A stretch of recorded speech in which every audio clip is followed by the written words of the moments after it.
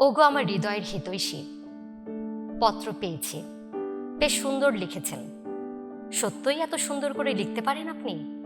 আমি কিন্তু পারি না, সেজন্য পত্র লিখতে ইচ্ছে করে না আমার। বাড়ি হইতে আসার পর পত্র দেই নাই, সেজন্য রাগ করছেন বোধ হয়। থাকার এরূপ ভুল হবে না। একাত্তরের চিঠির ব্যাপারে আমার একটু বিশেষ আকর্ষণ। কোনো চিঠির মধ্যে বা কোনো খামের মধ্যে যদি একাত্তর রিলেটেড কোনো টপিক থাকে তাহলে আমি সেটা একটু আলাদাভাবে সংগ্রহ করতে। প্রিয় আনিস, মে মাসের মাঝামাঝি আমি তোমার ওখানে গিয়েছিলাম, কিন্তু তোমাকে পাইনি বা তোমার কোনো খবরও পাইনি।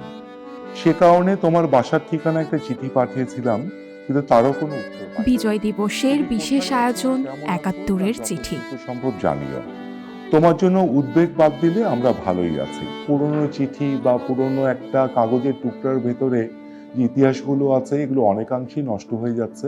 ছোটদা, তোমায় প্রথমেই জানাই আমাদের সবার তরফ থেকে সংগ্রামী ও বিপ্লবী সালাম। দেখবেন ১৬ ডিসেম্বর সকাল ৮টায় দেখার আমন্ত্রণ রইল। বলা বাহুল্য, স্বাধীন বাংলাদেশ। যাক, এতদিনে তাহলে আমাদের আশা পূরণ হলো।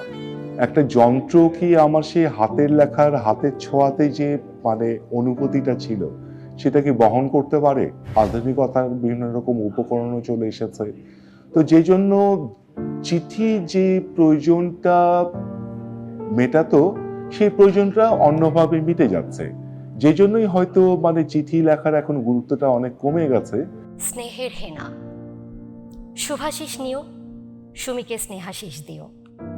হঠাৎ তোমার লেখা একখানা পোস্ট কার্ড পেলাম। বহুদিন তোমার কাছে লিখতে যেয়েও লেখা হয়ে ওঠেনি। কিসে যে কি হয়ে গেল বুঝতে পারলাম না। সবই যেন স্বপ্নের মতো মনে হয়। চিঠিটা যদি হারিয়ে যায়, মানুষের জীবনের কিন্তু একটা অংশ মনে হয় আমার কাছে যে সেটা বোধহয় হারিয়ে যাবে।